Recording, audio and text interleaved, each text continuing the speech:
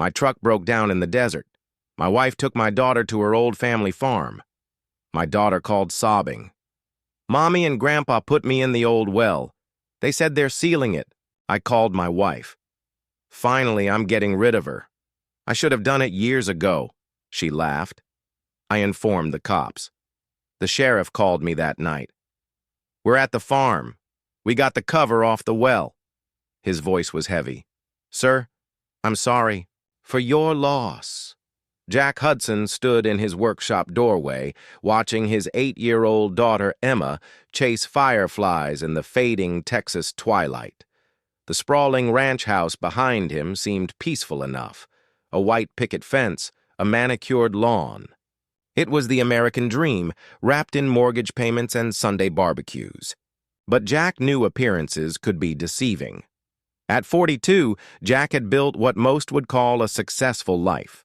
As the owner of Hudson Security Consulting, he provided personal protection and security systems for wealthy clients across the Southwest. His neighbors saw him as a quiet, dependable former Army veteran who'd settled into suburban tranquility with his wife, Darla, and their daughter.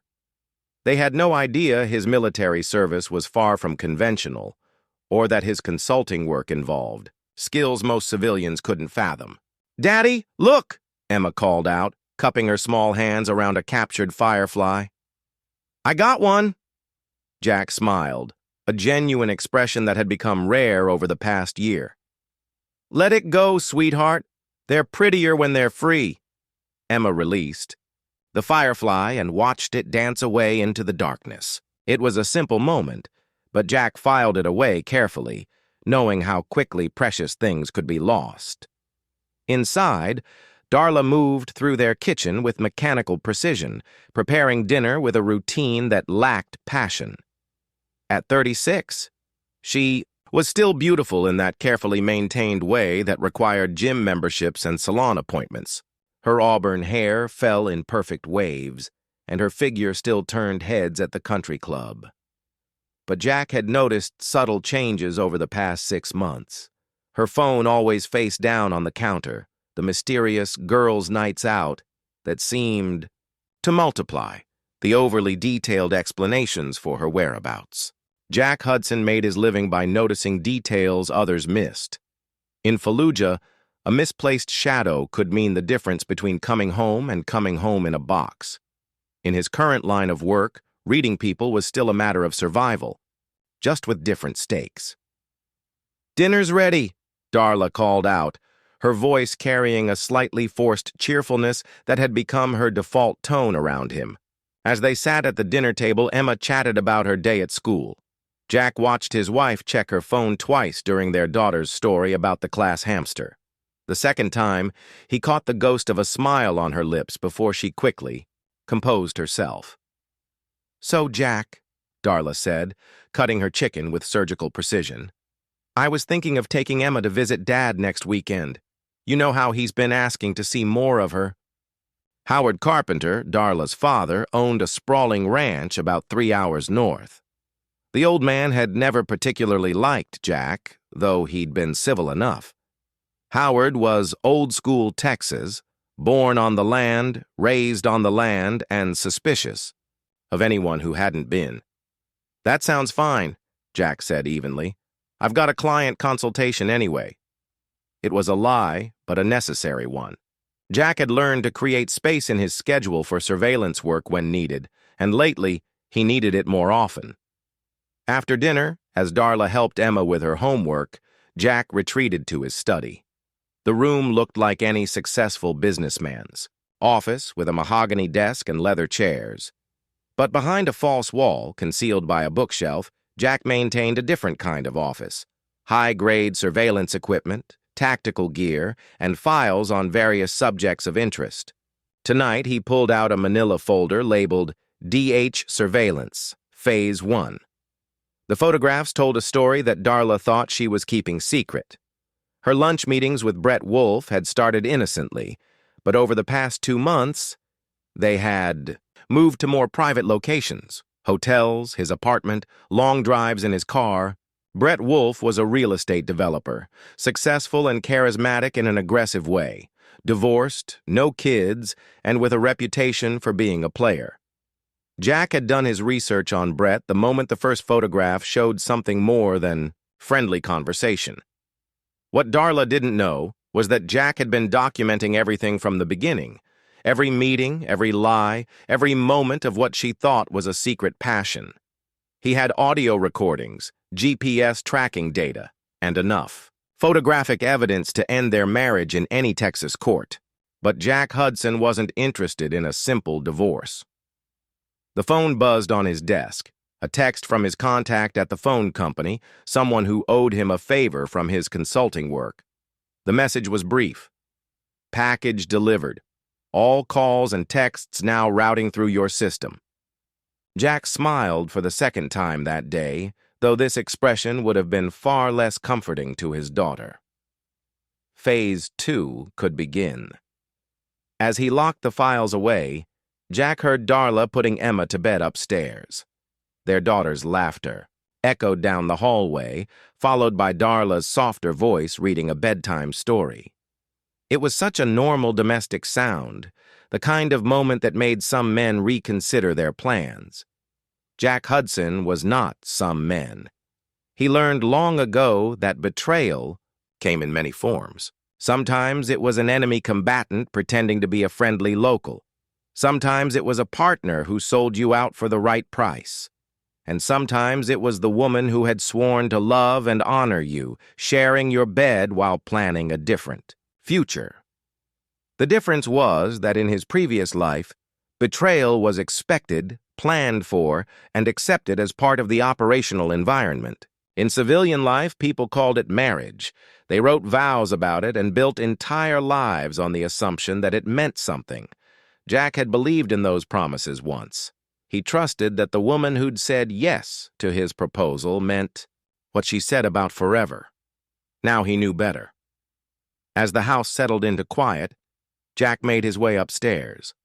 Darla was already in bed, seemingly asleep, though he noticed her breathing wasn't quite deep enough to be genuine.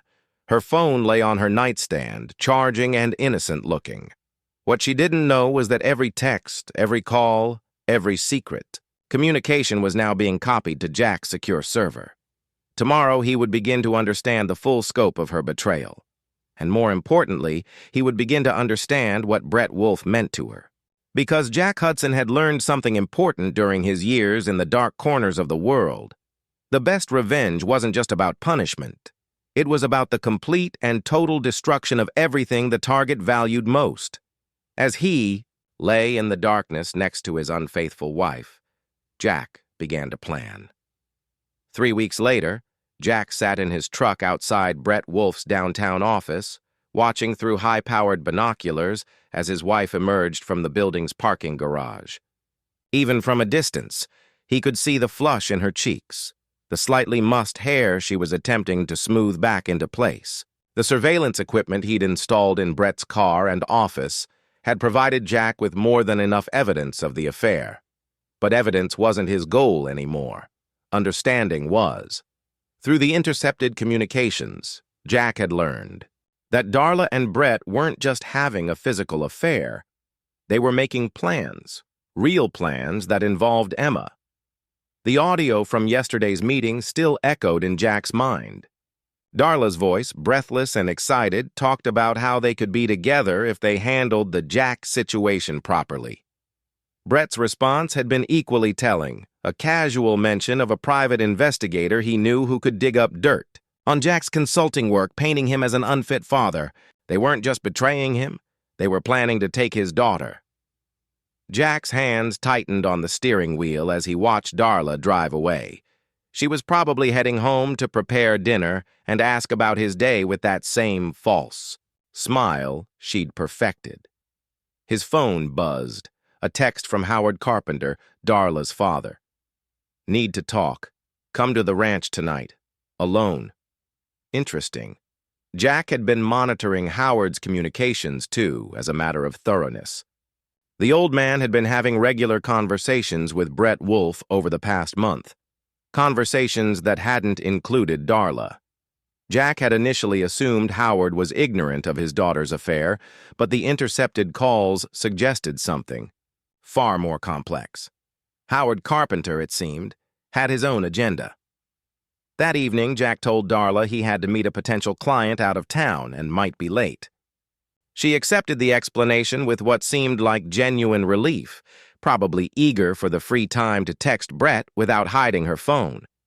The drive to Howard's ranch took Jack through increasingly remote countryside. The Carpenter family had owned this land for generations, and Howard had expanded it over the years into a sprawling operation that included cattle, oil leases, and enough acreage to get lost in. Jack found Howard on the wraparound porch of the main house, a glass of bourbon in his weathered hands. At 71, Howard was still a formidable man, tall, broad-shouldered, with the kind of presence that came from decades of commanding respect through force of will. "Jack." Howard nodded, gesturing to a second chair and an awaiting glass. "Thanks for coming." Jack accepted the drink but didn't sit. "What's this about?" The older man studied him for a long moment. "You know, I never much liked you when Darla first brought you around. Too quiet, too careful. Seemed like the type who was always thinking 3 moves ahead. And now I'm thinking, that might be exactly what this family needs." Howard reached into his jacket and pulled out a manila envelope, setting it on the table between them. "Open it." Inside were photographs. Brett Wolfe entering and leaving various locations around town. But these weren't Jack's surveillance photos. The angles and quality were different. Someone else had been watching Brett. "How long have you known?" Jack asked. "About Darla's affair? Since it started? About Brett's real plans? That took a little longer to figure out." Jack waited. Howard Carpenter wasn't the type to reveal information without a reason. "Brett Wolfe isn't just sleeping with my daughter," Howard continued. "He's been researching our family for months, our holdings, our assets, our weaknesses. He's been using his real estate connections to quietly option land around my property, small parcels, different buyers, but they all trace back to companies he controls. The pieces were starting to form a larger picture. He's planning a land grab. More than that, he's planning to force me into bankruptcy." Howard's voice carried decades of controlled anger. "Brett's got inside information about oil leases that are coming up for renewal. He's been positioning himself to undercut my bids, buy out my neighboring properties, and basically box me into a corner where I'll have to sell to him at a fraction of what this land is worth. And Darla? My daughter is a romantic fool. She thinks Brett loves her, and they're going to run away together and start fresh. What she doesn't know is that Brett's been feeding her information to use against me. Every time she comes to visit, she asks questions about my business, my finances, my plans. I thought she was just taking an interest in the family operation." Howard drained his bourbon and set the glass down with controlled force. "Brett Wolfe is using my daughter to destroy everything I've built, and when he's done with that, he'll discard her like yesterday's newspaper." Jack studied the older man carefully. "Why are you telling me this?" "Because you're the only one who can stop him. I've seen your military records, Jack. I know who you really are, what you really did over there. Darla might have married you thinking she was getting a simple security consultant, but I know better." The admission hung between them like a challenge. Howard Carpenter had done his own research. "I also know," Howard continued, "that you've been conducting surveillance on your wife and her lover. I know you've got evidence of the affair, and I know you're not the type of man who takes betrayal lying down." Jack remained silent, but his mind was racing. Howard's revelation added new dimensions to his own plans for revenge. This wasn't just about a cheating wife anymore. It was about a complex web of deception that threatened everything Jack valued. "What are you proposing?" Jack asked finally. "A partnership. You want revenge on the people who betrayed you. I want to protect what's mine and see Brett Wolfe destroyed. We can help each other." "And Darla?" Howard's expression hardened. "My daughter made her choice. She chose to betray her husband and conspire against her own family. She'll face the consequences of that choice. Jack considered the offer. Howard Carpenter was offering resources, local knowledge, and what amounted to permission to pursue his own agenda, but accepting the offer would mean trusting a man he barely knew, and Jack Hudson trusted very few people. "I need details," Jack said. "Everything you know about Brett's plans, his associates, his timeline, and everything you know about Darla's involvement." Howard smiled for the first time that evening. "I was hoping you'd say that." Over the next 2 hours, Howard laid out a comprehensive picture of Brett Wolf's scheme. The man wasn't just a successful real estate developer. He was a sophisticated predator who'd used similar tactics to acquire properties across 3 states. He identified families with valuable holdings, found their weak points, and exploited them through a combination of financial pressure and personal manipulation. In the Carpenter family's case, Darla had been the perfect target. Married to a man she'd grown bored with, feeling neglected and unappreciated. She'd been vulnerable to Brett's particular brand of charm, and her access to family information had made her invaluable. "The irony," Howard said, refilling their glasses, "is that Darla thinks she's rebelling against me by having this affair. She has no idea she's helping Brett destroy everything she'll inherit someday." "When does he make his move?" Jack asked. "Soon.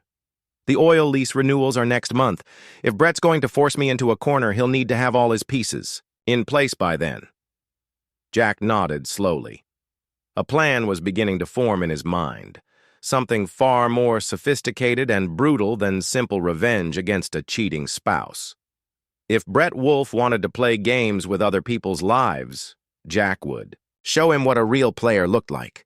"I'm in," Jack said finally. "But we do this my way, and when it's over, everyone who betrayed us pays the full price." Howard raised his glass. "To justice." "To retribution," Jack corrected. As they drank, Jack was already thinking ahead to the next phase of his plan. Brett Wolf had made a critical error in judgment.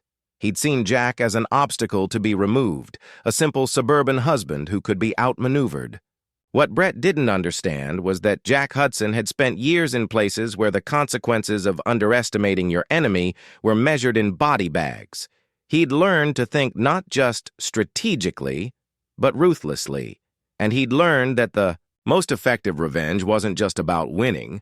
It was about ensuring your enemies never had the chance to threaten you again. By the time Jack drove home that night, his original plan had evolved into something far more comprehensive. Brett Wolf wanted to destroy the Carpenter family fortune and steal Jack's wife and daughter. Jack would let him think he was succeeding, right up until the moment he destroyed Brett's life completely.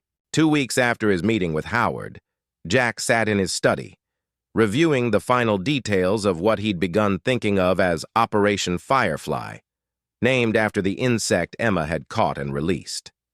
It was a reminder of his daughter's innocent wisdom about letting beautiful things go free.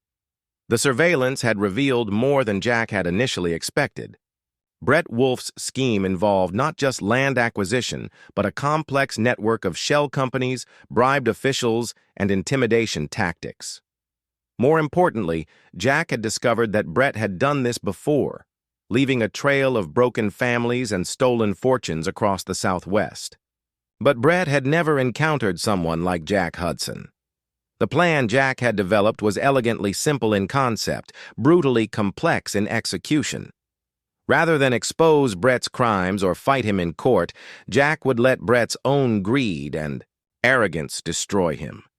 The key was giving Brett exactly what he thought he wanted while ensuring that getting it would cost him everything. Phase 1 had already begun.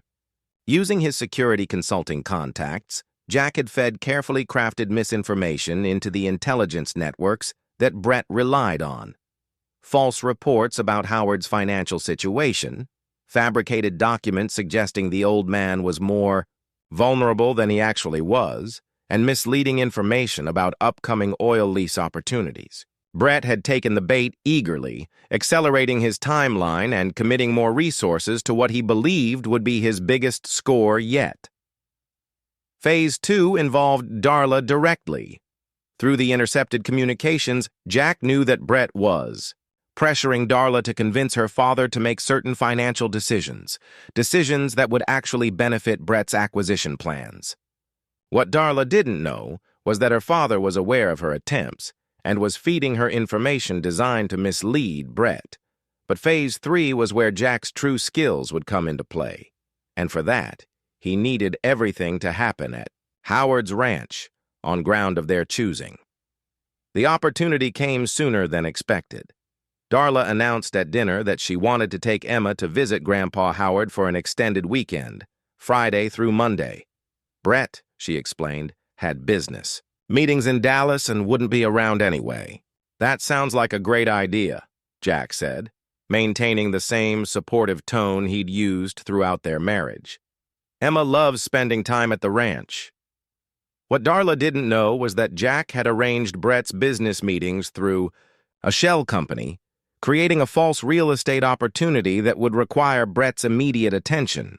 The beauty of the setup was that Brett would think he was choosing to be away, maintaining his usual pattern of prioritizing business over his relationship with Darla.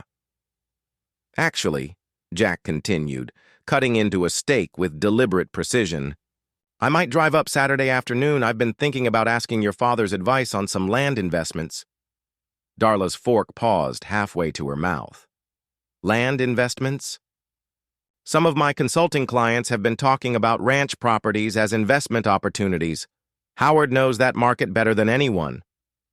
It was a lie wrapped in enough truth to be believable. Darla accepted it with the kind of relief that confirmed she'd been planning to use the weekend for her own purposes. Jack waited until Thursday night to make his next move. Darla was already asleep when he slipped out to his workshop and placed a call to Earl Russell, the county sheriff for the area around Howard's Ranch. Earl was a practical man who'd served as sheriff for 15 years. He'd worked with Jack on a few cases where Jack's security consulting had intersected with local law enforcement and had developed a healthy respect for Jack's abilities. Jack. Earl's voice carried the weariness of a man who'd seen too much over the years. What can I do for you? I need to report a potential kidnapping situation, Jack said. It might happen this weekend at the Carpenter Ranch.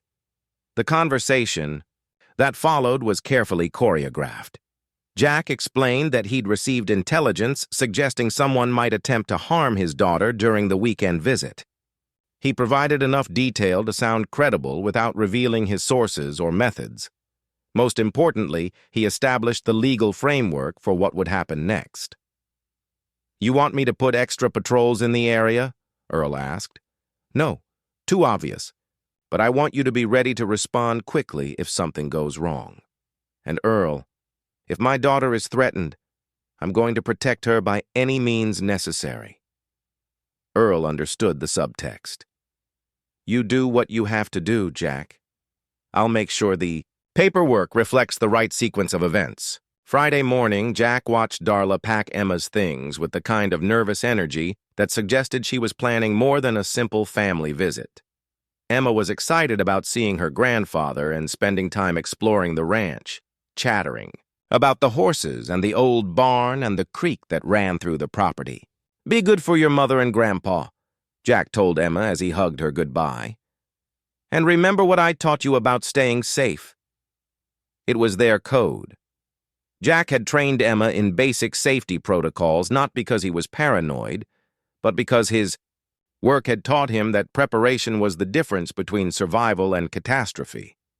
Emma knew how to find hiding places, how to stay quiet, and most importantly, how to signal for help if needed. I will, Daddy, Emma whispered into his ear. I love you. I love you too, sweetheart. More than all the stars in the sky. After they left, Jack spent Friday completing his final preparations. He loaded his truck with equipment that officially didn't exist. Military-grade surveillance gear, communication devices, and other tools from his consulting work that operated in legal gray areas. He also packed items that were decidedly illegal but necessary for what he planned to do. Saturday morning, Jack received the text he'd been expecting from Brett. Meeting delayed until Monday. Darla says you're coming up to see Howard. Might be a good opportunity to discuss some business. Perfect. Brett was taking the bait, just as Jack had predicted. The man's arrogance wouldn't let him resist the opportunity to manipulate Jack in person. Jack's response was carefully neutral. Always interested in good business opportunities. See you there. As Jack drove toward the Carpenter Ranch that afternoon, he reflected on how much had changed since he discovered Darla's affair. The initial anger had evolved into something colder and more focused. This wasn't about wounded pride or jealousy anymore. It was about protecting what mattered and destroying those who threatened it. The ranch came into view as the sun began to descend. Howard's property sprawled across several thousand acres of Texas countryside, with the main house situated on a rise that provided commanding views in all directions. It was beautiful country, the kind of place that had been in families for generations and was worth fighting to protect. Jack could see Emma playing near the old barn, her laughter carrying across the distance. Darla sat on the porch with Howard, apparently engaged in serious conversation.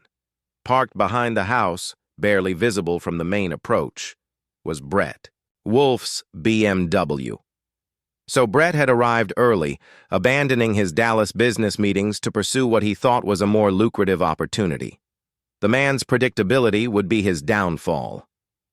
Jack parked his truck and walked toward the house, maintaining the relaxed demeanor of a son-in-law visiting family. But his eyes were cataloging details, the position of vehicles, the location of buildings, the terrain features that would matter in the hours to come. "Jack!" Howard called out from the porch. "Good to see you made it safely." As Jack climbed the porch steps, he noticed the tension in Darla's posture. Her smile was forced, and she kept glancing toward the house as if expecting something or someone to emerge. "Where's Emma?"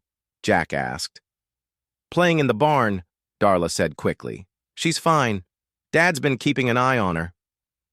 "Actually," Brett Wolf's voice came from the doorway behind them, "I've been entertaining her with stories about real estate development. Fascinating conversation." Brett emerged onto the porch with the kind of confident swagger that had probably served him well in business negotiations.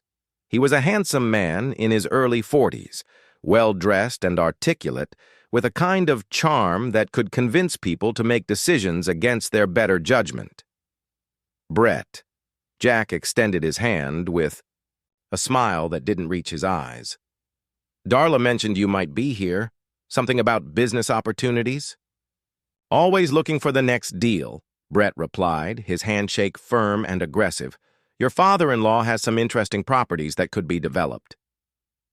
The conversation that followed was a carefully orchestrated dance. Brett positioned himself as the helpful expert, subtly probing for information about Jack's financial situation and investment interests. Darla played her role as the supportive wife, occasionally adding comments that were clearly designed to reinforce Brett's points. Howard mostly listened, occasionally asking questions that revealed far more about Brett's plans than Brett realized. The old man was a master at appearing simple while extracting complex information. As the afternoon wore on, Jack noticed Brett becoming more aggressive in his sales pitch. The man was clearly working toward some kind of proposal, something he planned to spring on Jack during this visit. The moment came as they sat down for dinner. Emma had been fed earlier and was playing in the living room, within sight but out of earshot. "Jack," Brett said, cutting into his steak with theatrical precision. "I've been thinking about your situation. Successful business, beautiful family, but probably not the kind of liquid assets that would let you take advantage of.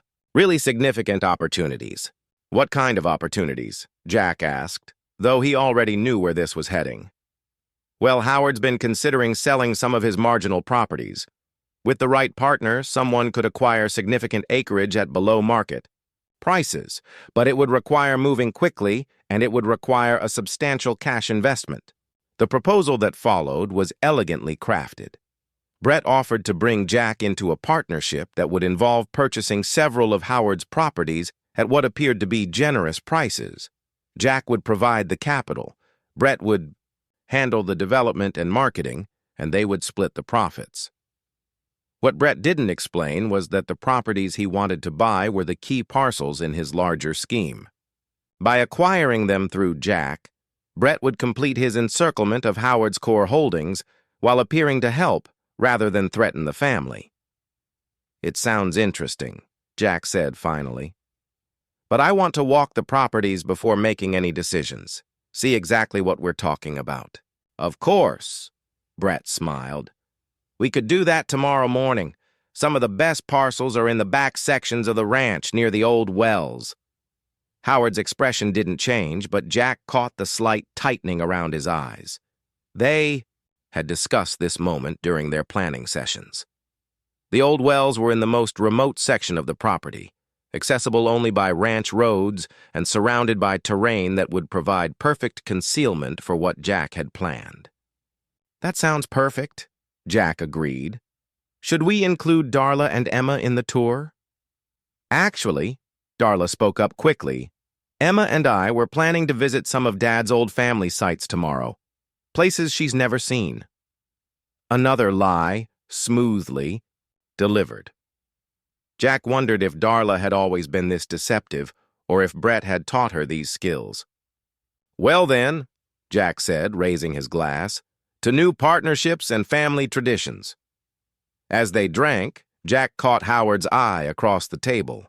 The old man nodded almost imperceptibly. Everything was proceeding according to plan. After dinner, as Brett and Darla engaged in what they thought was a private conversation on the porch, Jack slipped away to check on Emma. He found his daughter in the living room playing with a set of toy horses that had belonged to her mother as a child. "Having fun, sweetheart?" Jack asked, sitting beside her on the floor. "Uh-huh. But, Daddy, that man Brett asked a lot of questions." "What kind of questions?" "About you, about where you work and what you do, and about Mommy. He wanted to know if Mommy was happy." Jack felt a cold anger settle in his chest. Brett had been interrogating his 8-year-old daughter, probably looking for information he could use in custody proceedings. "What did you tell him?" Jack asked gently. "I told him, Mommy smiles more when you're not home," Emma said with the brutal honesty of childhood. "But I like it better when you're home because you read better stories." Jack hugged his daughter, closer, inhaling the scent of her shampoo and memorizing the feel of her small body against his chest. In less than 24 hours, everything would change, but Emma would be safe. He'd make sure of that. "Emma, remember what we talked about the special games we play? The hiding games." "That's right. Tomorrow, we might play one of those games.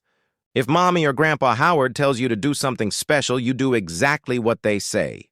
Okay? Even if it seems scary." Emma looked up at him with the solemn eyes children reserved for moments when they sensed adult emotions they couldn't quite understand. "Is something bad going to happen?" "Something's going to happen," Jack said carefully. "But I promise you, you're going to be safe. Daddy will make sure of that." Later that night, as the house settled into quiet, Jack made his final preparations. He slipped out to his truck and retrieved the equipment he'd need for tomorrow, concealing it in predetermined locations around the ranch property. Howard had provided detailed maps and access to buildings that would serve as staging areas. Most importantly, the old man had ensured that the ranch's security cameras would malfunction at precisely the right moments, leaving no electronic record of what was about to happen. As Jack returned to the house, he paused on the porch where he'd toasted new partnerships just hours earlier. Through the window, he could see Darla sleeping in the guest room, her phone clutched in her hand even in sleep. In a few hours, she would wake up believing she was one step closer to her new life with Brett Wolfe. She had no idea that she was about to participate in the destruction of everything she thought she wanted. Jack Hudson had spent years learning that the most effective operations were those where the targets destroyed themselves. Tomorrow, he would give Darla and Brett exactly what they deserved, and exactly what they'd asked for. The well was waiting. Sunday morning dawned clear and cold, with the kind of crisp air that made the Texas sky seem impossibly wide. Jack woke before sunrise, slipping out of the guest room where he'd slept on the couch to avoid sharing a bed with Darla. He found Howard already in the kitchen, coffee brewing, and the morning news playing quietly on a small television. "Sleep well?" Howard asked, though both men knew sleep had been the last thing on either of their minds. "Well enough." Jack poured himself coffee and moved to the window overlooking the property. "Everything's ready. Emma's equipment is in place. Earl Russell's got his people positioned but out of sight. And our friend Brett woke up about an hour ago, already making phone calls to his partners about the big score he's about to make." Through the intercepted communications, they knew Brett had been boasting to his associates about the Carpenter acquisition. He'd already begun transferring funds for what he believed would be his final payment to secure the key properties. More importantly, he'd started making arrangements to relocate Darla and Emma after Jack was dealt with through legal channels. "Darla?" Jack asked. "Still sleeping, but her phone's been buzzing with text messages. Seems like someone's anxious to move to the next phase of their plan." Jack nodded, checking his watch. 8:15 a.m. According to their choreographed timeline, Brett would suggest the property tour around 9:30, giving Jack just enough time to complete his final preparations. "I need to talk to Emma first," Jack said. He found his daughter in her temporary bedroom, already dressed and brushing her teeth. She looked small in the oversized guest room, but her eyes were bright and alert. "Morning, Daddy," she said around her toothbrush. "Morning, sweetheart. Remember what we talked about yesterday about the special games?" Emma nodded solemnly. "The hiding games. That's right. Today, Grandpa Howard might ask you to play one of those games. If he does, you follow his instructions exactly and you don't come out until either he or I come and get you. Understand? What if Mommy comes to get me?" Jack knelt down to Emma's eye level. "Not today, sweetheart. Today it's just Grandpa Howard or Daddy. Nobody else." Emma studied his face with the intensity that children reserved for moments when they sensed adult emotions they couldn't quite understand. "Are you and Mommy fighting?" "Sometimes grown-ups have disagreements," Jack said carefully. "But no matter what happens, I love you more than anything in the world. And I will always, always protect you." "I know, Daddy." As Jack hugged his daughter, he made a silent promise that whatever else happened today, Emma would emerge from it intact. The innocence in her eyes was the one thing Brett Wolfe and Darla would never be allowed to touch. Breakfast was a study in forced normalcy. Darla had emerged from her room with carefully applied makeup and a cheerfulness that seemed designed to convince herself as much as anyone else. Brett arrived promptly at 9 a.m., bringing fresh coffee and pastries from town. The kind of thoughtful gesture that probably reinforced Darla's belief that he genuinely cared about her. "Beautiful morning for a property tour," Brett announced, settling into a chair at the kitchen table with the easy confidence of a man who believed he was about to close the deal of a lifetime. "Perfect weather," Jack agreed. "I'm looking forward to seeing these parcels you mentioned." The conversation over breakfast was carefully orchestrated, with each participant playing their assigned role. Brett positioned himself as the knowledgeable guide, explaining the various factors that made Howard's back properties so valuable for development. Darla played the supportive wife, asking questions that allowed Brett to elaborate on his expertise. Howard maintained his role as the practical rancher, raising just enough concerns to seem realistic without derailing Brett's enthusiasm. Only Jack knew that every word was being recorded by equipment he had concealed around the house the night before. The breakfast conversation would serve as crucial evidence for what was to come. "Well," Brett said, checking his expensive watch, "if we're going to see those properties before it gets too hot, we should probably head out soon." "Absolutely." Jack stood and stretched. "Darla, you and Emma have your plans for this morning?" "Oh, yes," Darla replied quickly.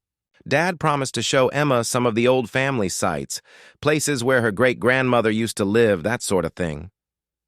Another lie, delivered with a casual confidence that confirmed Darla had been planning this deception for weeks. What she didn't know was that Howard had never made any such promise, and the family sites she referenced didn't exist. "That sounds educational," Jack said. "Emma loves learning about family history." As the men prepared to leave for their property tour, Jack caught Howard's eye one final time. The old man nodded slightly. Everything was in place. "Take care of my girls," Jack told Howard, knowing that Darla would interpret the comment as typical husband-father concern. "Always do," Howard replied. Brett's BMW was loaded with surveying equipment, maps, and a cooler full of drinks, props for what he believed would be a productive business meeting in the remote sections of the ranch. As they drove away from the main house, Brett began his sales pitch in earnest.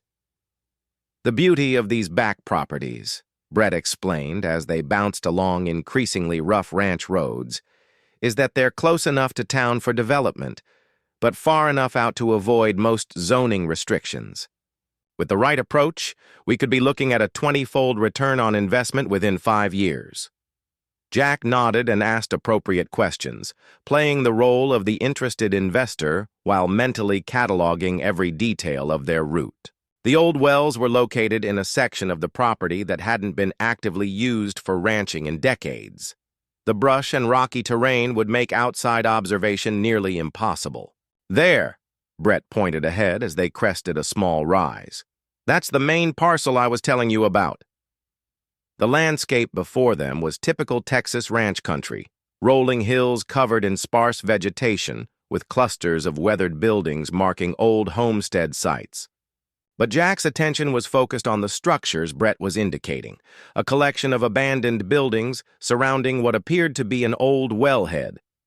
"This is where the original Carpenter homestead was located," Brett continued, parking the BMW near a cluster of buildings.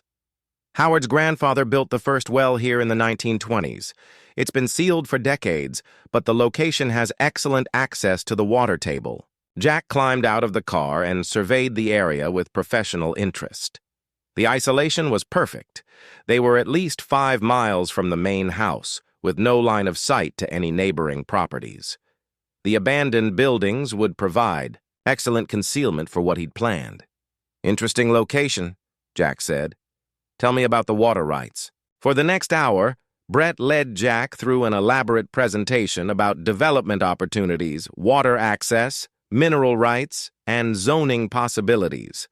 The man was genuinely knowledgeable about real estate development, which made his criminal activities all the more calculated. As Brett talked, Jack noticed several details that confirmed his intelligence about Brett's operation. Survey markers that shouldn't have been there, recent tire tracks from multiple vehicles, evidence that someone had been conducting unauthorized surveys of Howard's property. "You've done your homework," Jack observed. "Always do," Brett replied with obvious pride. "I never go into a deal without knowing every angle." "What about the legal angles?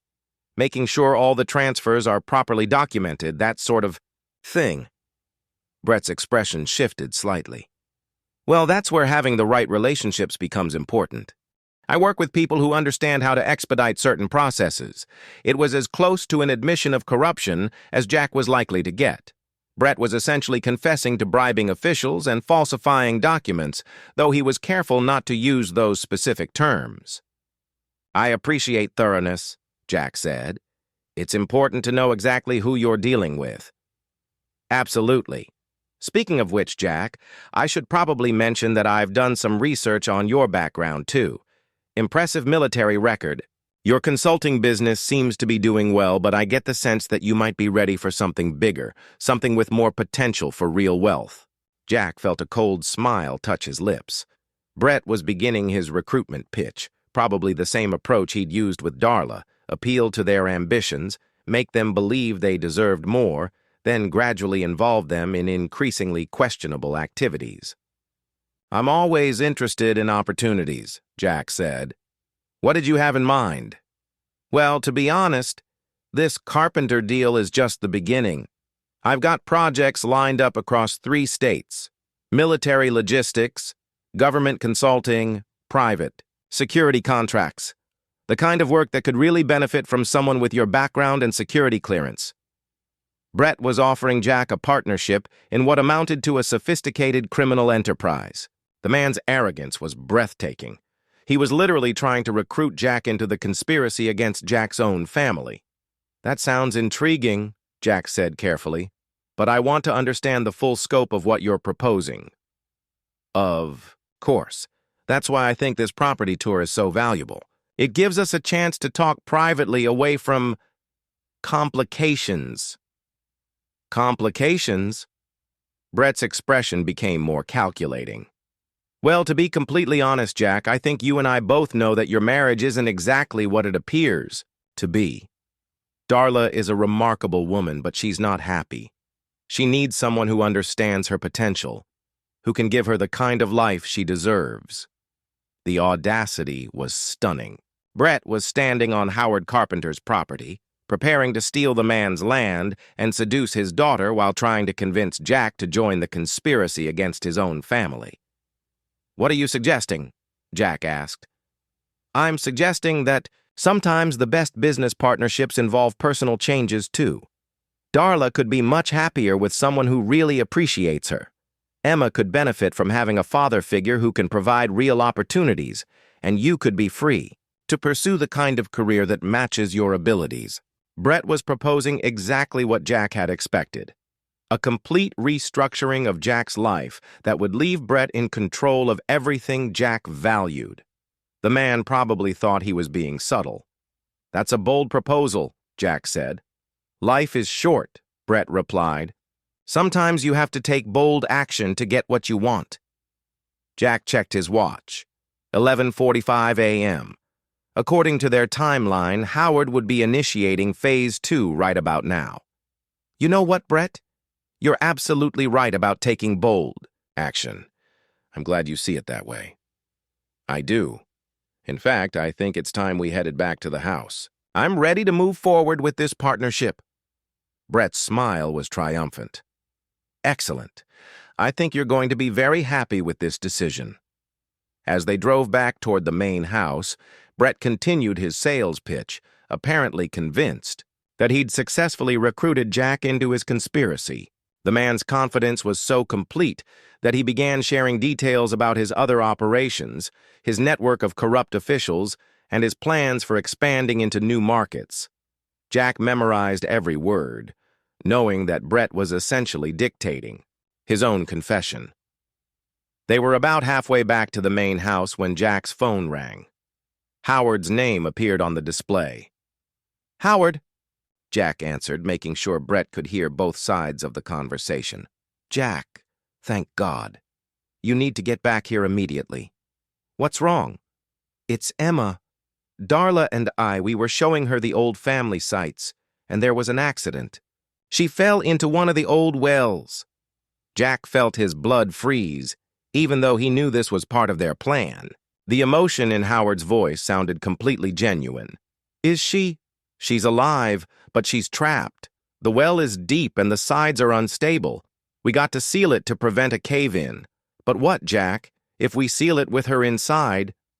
The implication hung in the air like a death sentence. Jack closed his eyes, letting the horror of the situation wash over him. Beside him, Brett had gone pale, apparently shocked by what he was hearing. "We're on our way," Jack said. "Don't do anything until I get there." "Hurry, Jack. We don't have much time."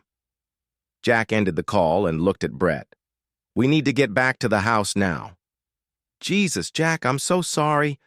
Is there anything I can do?" Just drive.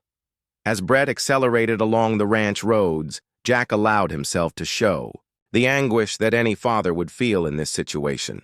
The performance wasn't difficult. Even though he knew Emma was safe, the scenario Howard had described was every parent's nightmare. What Brett didn't know was that Phase 2 of their plan was now complete. Howard had just established the timeline and circumstances that would justify everything that was about to happen next. And Jack Hudson was about to show Brett Wolfe exactly what bold action really meant. When Brett's BMW skidded to a stop in front of the main house, Jack was out of the car before the engine died. The scene that greeted him was a masterpiece of controlled chaos, exactly what Howard had promised to create. Darla stood on the front porch, tears streaming down her face, her clothes dirty as if she'd been digging or crawling. She rushed toward Jack the moment she saw him, and for a moment her distress seemed completely genuine. "Jack! Oh God, Jack! It happened so fast!" she sobbed into his chest. "We were just exploring the old homestead sites, and Emma wanted to look at the well, and the covering gave way, and she fell in. Where is she?" Jack's voice carried the right combination of panic and determination. Howard appeared from around the side of the house, his face grim and his hands dirty. In the distance, Jack could hear the sound of heavy equipment, a backhoe, that Howard had strategically positioned near the supposed accident site. "She's about 15 feet down," Howard said, conscious and talking but scared. "The well is old and the sides are starting to crumble. Every minute we wait increases the chance of a complete collapse." Brett Wolfe stood frozen beside his car, apparently stunned by the catastrophe unfolding around him. "Is there anything I can do? Should I call 911? "Already did," Howard said grimly. "But they're 20 minutes out, and we don't have 20 minutes. The whole structure is unstable." Jack looked around the scene, his trained eye cataloging details that would matter later. Howard's performance was flawless. Every element supported the narrative they had constructed. The backhoe was positioned as if it had been brought in to attempt a rescue. Darla's distress appeared completely authentic. Even the timing was perfect. "I need to see her," Jack said. "It's dangerous," Howard warned. "The ground around the wellhead is unstable. Too much weight, and the whole thing could collapse. I don't care. She's my daughter." Howard nodded grimly. "I understand. But Jack, if we're going to seal the well to prevent a cave-in, we need to do it soon. And if we do that..." The implication hung in the air like a death sentence. Jack felt his legs weaken and had to grab the porch railing for support. The performance wasn't difficult. Any father facing this scenario would be overwhelmed. "There has to be another way," Jack said. "Maybe," Howard said carefully, "but it would require some difficult decisions." Brett stepped forward, his businessman's instincts apparently overriding his shock. "What kind of decisions?" Howard looked at Brett as if noticing him for the first time. "This is family business, son. I'm not sure it concerns you. Brett was with me when you called," Jack explained. "He drove me back." "I see." Howard's expression suggested he saw far more than he was saying. "Well, the situation is this. We could try to excavate around the well, create a secondary access point, but that would require heavy equipment, specialized knowledge, and probably 12 to 18 hours of work." 12 hours, Darla's voice cracked. "She can't survive down there for 12 hours. "There's another option," Howard continued reluctantly, "but it would require trust, and it would require everyone involved to keep certain details private." Jack felt his pulse quicken. This was the moment Howard had been building toward. "What option?" Brett asked. Howard studied Brett carefully, as if evaluating whether to trust him with sensitive information. "There are some military rescue techniques that could work. Techniques that Jack learned during his service, but they involve equipment and methods that aren't exactly available through normal channels." Brett's eyes sharpened with interest. "What kind of equipment?" "The kind that doesn't officially exist," Jack said quietly. The kind that requires certain people to look the other way and certain events to be described in ways that protect everyone involved. I don't understand, Darla said, though her expression suggested she was beginning. What Howard is saying, Jack explained, is that I have access to resources that could save Emma, but using those resources would involve certain legal complications. People would need to agree on what happened here and what didn't happen. Brett's lawyer instincts were clearly engaged. What kind of legal complications? The kind that require mutual trust and mutual benefit, Howard said meaningfully. The kind that create partnerships between people who understand the value of discretion. Jack watched Brett's face as the man processed what was being offered. Brett was being invited into a conspiracy, one that would make him complicit in covering up Jack's use of illegal resources to save his daughter. It was exactly the kind of leverage Brett believed he could use later. If Jack can save Emma, Brett said carefully, then I think we all understand the importance of describing events in a way that protects everyone involved, even if that requires certain creative interpretations of what happened. Of course, Howard pressed.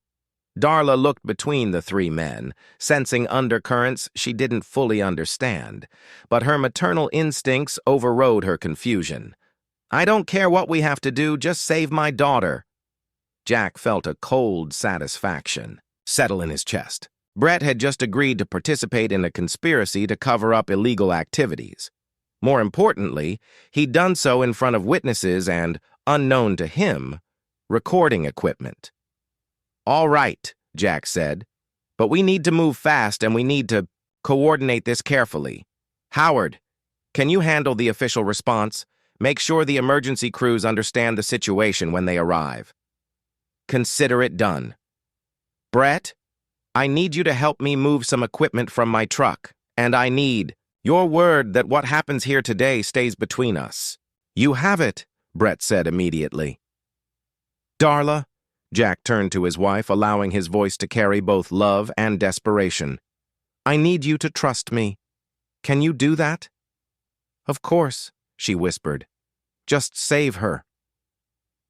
Over the next hour, Jack orchestrated a performance that would have impressed his old military instructors. Using equipment he'd concealed around the property the night before, he created the appearance of a sophisticated rescue operation. Brett was assigned tasks that kept him busy and visible, establishing his presence at the scene during crucial times.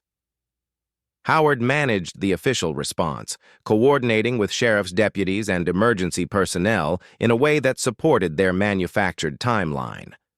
Most importantly, he ensured that certain key pieces of evidence were in place when law enforcement arrived. The centerpiece of the operation was the well itself. Howard had prepared it meticulously, creating the appearance of a recent cave-in, while ensuring that Emma was never actually in danger.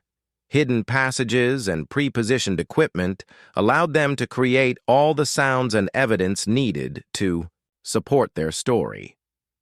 As the afternoon wore on, Jack played his role flawlessly. He appeared to descend into the well using specialized equipment, maintained communication with Emma throughout the rescue, and finally emerged with his daughter. In his arms, as emergency crews arrived on the scene, Emma's performance was perfect. Howard had coached her well, and she clung to Jack with exactly the right combination of relief and residual fear. To any observer, she was a child who had just survived a terrifying ordeal. Daddy, she whispered into his ear as cameras flashed, and officials took statements. Was that a good hiding game? The best, Jack whispered back. You did exactly what you were supposed to do. By evening, the immediate crisis was over. Emergency personnel had documented the incident, praised Jack's quick thinking and heroic actions, and departed with statements from all witnesses.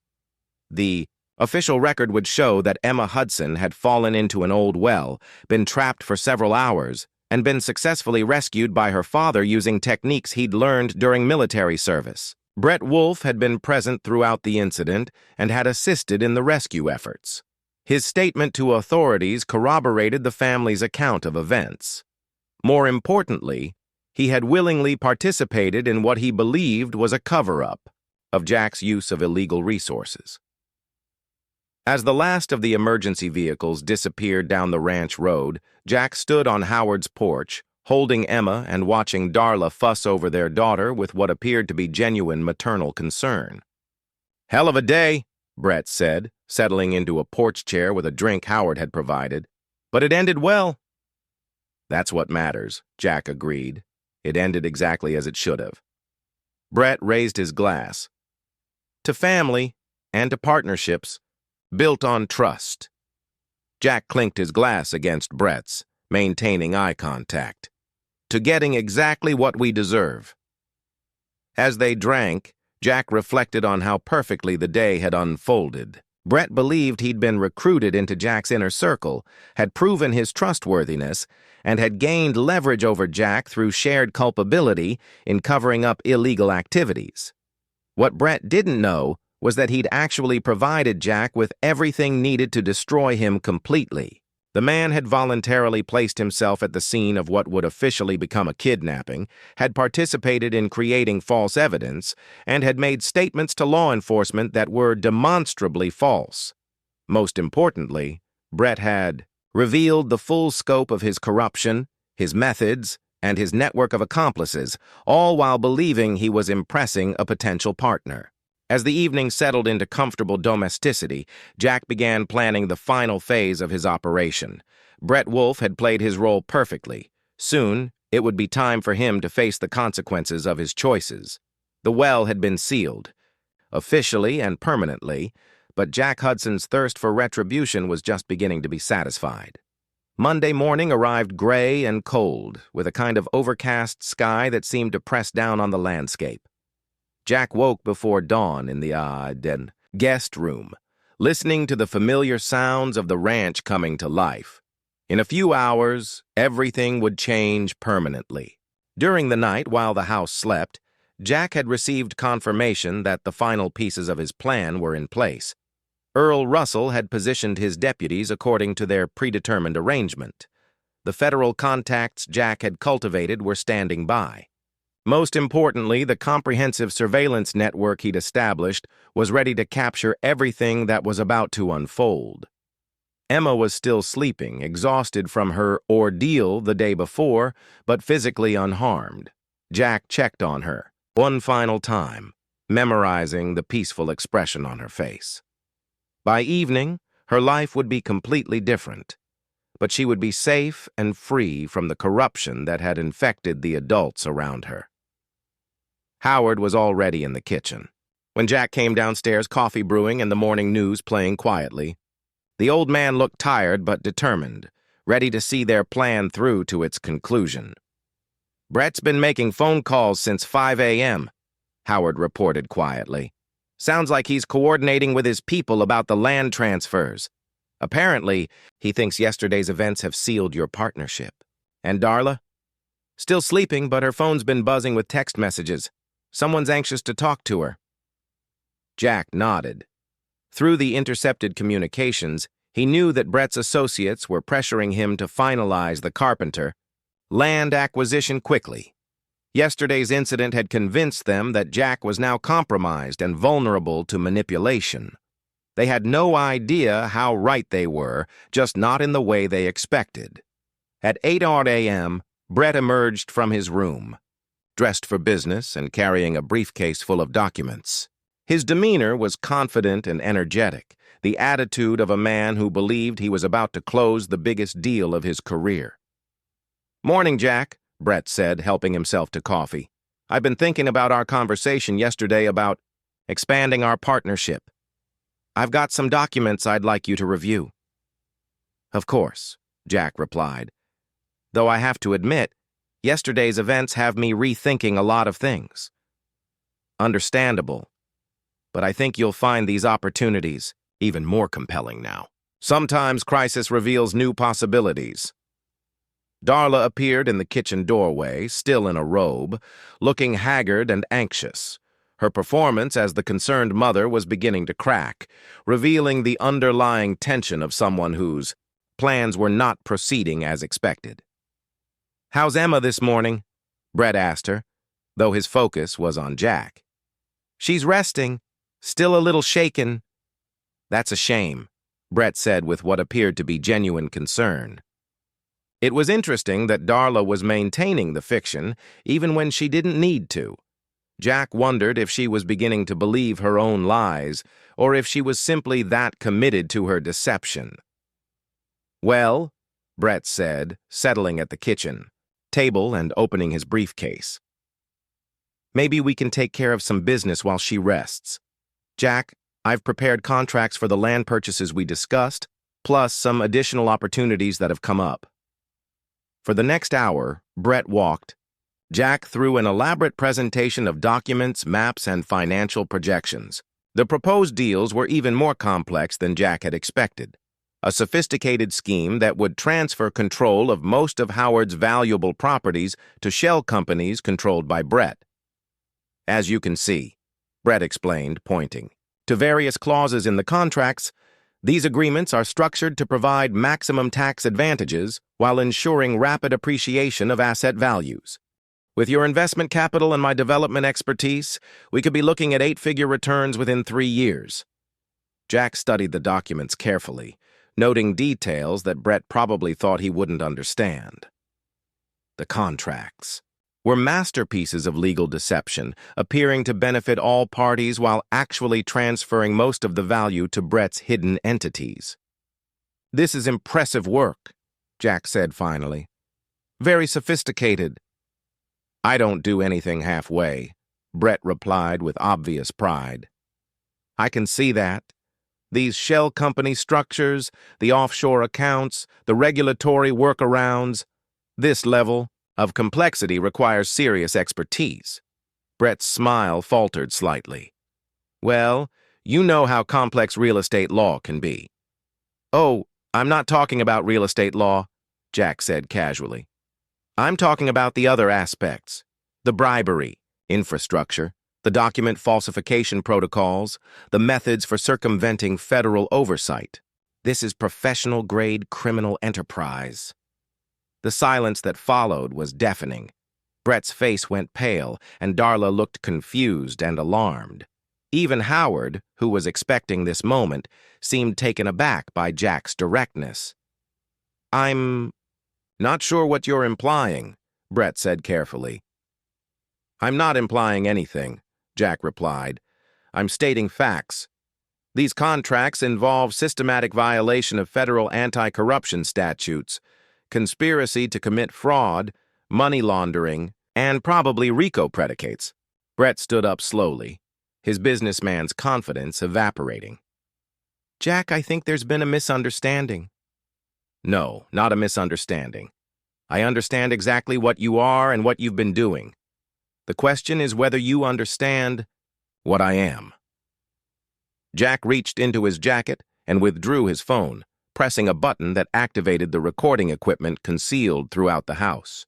Instantly, Brett's voice filled the kitchen. Hours of secretly recorded conversations detailing his criminal schemes, his plans to destroy the Carpenter family, and his intention to steal Jack's wife and daughter. "You see, Brett, I've been recording everything since the moment I discovered your affair with my wife. Every meeting, every phone call, every scheme you've hatched. I know about your network of corrupt officials. I know about your previous victims in Arizona and New Mexico. I know about the families you've destroyed and the fortunes you've stolen." Brett's face was now completely white. "You're making a serious mistake, Jack. You don't know who you're dealing with. Actually, I know exactly who I'm dealing with. You're a predator who's gotten comfortable operating without consequences, but you made one critical error in judgment." "What's that?" "You assumed I was just another suburban husband you could manipulate and destroy. You never bothered to learn who I really am or what I'm really capable of." Jack stood and walked to the kitchen window, looking out at the ranch. His expression had changed completely, the mask of suburban normalcy replaced by something far more dangerous. "My name is Jack Hudson. For 12 years, I worked for Joint Special Operations Command, conducting operations that officially never happened in countries that officially don't exist. I've eliminated terrorist networks, disrupted criminal organizations, and destroyed enemies of the United States using methods that would horrify normal people. Brett took a step backward, finally beginning to understand the magnitude of his miscalculation. When I left military service, Jack continued, I established a security consulting business that provides legitimate services to legitimate clients, but I also maintained certain capabilities and certain contacts that prove useful when dealing with threats to my family. Jack, Darla said weakly, what are you talking about? I'm talking about the fact that your lover is a professional criminal who's been using you to steal your father's land and destroy our family. I'm talking about the fact that you've been so blinded by your selfish desires that you've helped him plan to take Emma away from me permanently. Darla's face crumpled. That's not... We weren't... Weren't what? Weren't planning to frame me as an unfit father. Weren't planning to use trumped-up charges to gain custody of Emma. Weren't planning to disappear with her once Brett had finished. Stealing Howard's properties? Jack pulled out a stack of documents and dropped them on the table. I have recordings of every conversation, copies of every text message, and documentation of every lie you've told. I know about the private investigator Brett hired to dig up dirt on me. I know about the false domestic violence allegations you were planning to file. I know about the Swiss bank accounts where Brett has been hiding his stolen assets. Brett was now backing toward the kitchen door, apparently calculating his chances of escape. You can't prove any of this. Can't I? Jack smiled coldly. Earl Russell should be arriving any minute now with federal warrants for your arrest. FBI, DEA, and IRS investigators have been building cases against your network for months using information I provided. Your associates in Arizona, New Mexico, and Nevada are being arrested as we speak. As if summoned by Jack's words, the sound of approaching vehicles could be heard outside. Through the kitchen window, they could see Sheriff Earl Russell's car leading a convoy of federal law enforcement vehicles up the ranch road. You see, Brett, yesterday's little drama served multiple purposes. It confirmed your criminal conspiracy with my wife. It established your presence at the scene during specific times. And most importantly, it gave me the opportunity to plant federal tracking devices in your car and in your briefcase while you were helping with Emma's rescue. Brett's face went through several expressions: shock, rage, calculation, and finally, desperate cunning. You think you're smart, but you've made mistakes too. I have evidence of your illegal activities from yesterday. Military equipment, unauthorized operations. What military equipment? Jack asked mildly. What unauthorized operations? According to every witness, including you, Emma fell into a well and I rescued her using conventional methods. The official record shows a heroic father saving his daughter with assistance from concerned family friend, Brett Wolfe. But the equipment... What equipment? Did you see any military equipment? Did you witness any illegal activities? Because if you did, you'll need to explain why you didn't report them to the authorities who interviewed you yesterday. Brett's mouth opened and closed silently as he realized the trap. By participating in what he thought was a cover-up, he made himself complicit in activities he couldn't now expose without admitting his own guilt. The sound of car doors slamming outside was followed by heavy footsteps on the porch. Earl Russell's voice called out, "Jack, you folks decent in there?" "Come on in, Earl," Jack called back. "We're all here." Sheriff Russell entered the kitchen, followed by 6 federal agents wearing tactical gear and badges, identifying them as FBI, DEA, and IRS investigators. The lead agent, a woman in her 40s with the kind of professional demeanor that came from years of complex financial investigations, stepped forward. "Mr. Brett Wolfe?" she asked, though it was clearly a formality. "Yes," Brett replied weakly. "Agent Sarah Martinez, FBI Financial Crimes Division. You're under arrest for conspiracy to commit fraud, money laundering, racketeering, and corruption of public officials." As Agent Martinez read Brett his rights, Jack watched Darla's world collapse around her. His wife stood frozen in her robe, apparently unable to process the speed with which her carefully planned new life was disintegrating. "Jack," she whispered, "I can't explain." "No need," Jack replied. "I understand everything perfectly." Agent Martinez finished with Brett and turned to Darla. "Mrs. Hudson, you're also under arrest for conspiracy to commit fraud and accessory to multiple felonies." "Wait," Darla said, panic finally breaking through her shock. "I didn't know." "About any crimes. Brett told me this was legitimate business." "Ma'am, you'll have the opportunity to discuss your level of involvement with investigators, but based on recorded communications and documentary evidence, you were an active participant in a criminal conspiracy against your own family." As federal agents led Brett and Darla away in handcuffs, Jack felt a profound sense of completion. The people who had betrayed him and threatened his daughter were finally facing consequences proportional to their crimes. Howard clapped Jack on the shoulder. "Hell of a thing, watching justice actually work for once." "It's not over yet," Jack replied. "Brett's criminal network extends across multiple states. His arrest will trigger investigations that'll take years to complete. And Darla, she'll have to live with the knowledge that her selfish choices destroyed not just our family, but her own freedom." "What about Emma?" Jack looked out the window toward the main house where his daughter was still sleeping, protected from the chaos that had consumed the adults around her. "Emma gets a new life, free from people who would use her as a weapon or a bargaining chip, free from the corruption that's been poisoning this family." As the last of the law enforcement vehicles disappeared down the ranch road, Jack began planning the next phase of his life. His marriage was over. His wife was facing federal charges. His daughter's mother would likely spend years in prison. But Emma would be safe. Emma would be loved. And Emma would grow up knowing that some people in the world were willing to fight for what mattered, no matter the cost.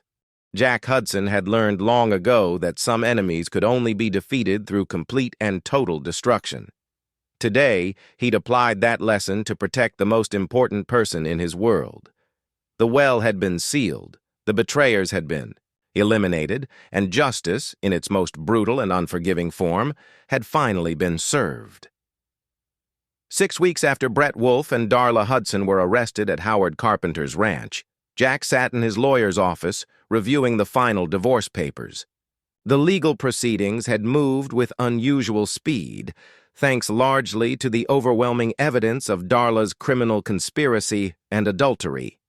"She's agreed to relinquish all parental rights," Jack's attorney, William Gillespie, explained as he slid the documents across the mahogany table.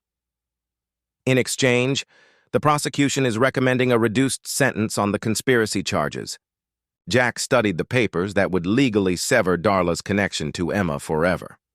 It was a stark conclusion to 12 years of marriage, but Jack felt only relief. Emma would never again be threatened by a mother who'd been willing to use her as leverage in criminal schemes. "What's her current status?" Jack asked. "Federal holding facility in Houston. Bail was denied after she was classified as a flight risk. Her defense attorney is pushing for a plea agreement, but the prosecution isn't feeling generous. Brett Wolfe has been cooperating fully, which means they have detailed information about her level of involvement." Jack wasn't surprised. Brett had proven himself to be exactly the kind of coward who would sell out his accomplices to save himself.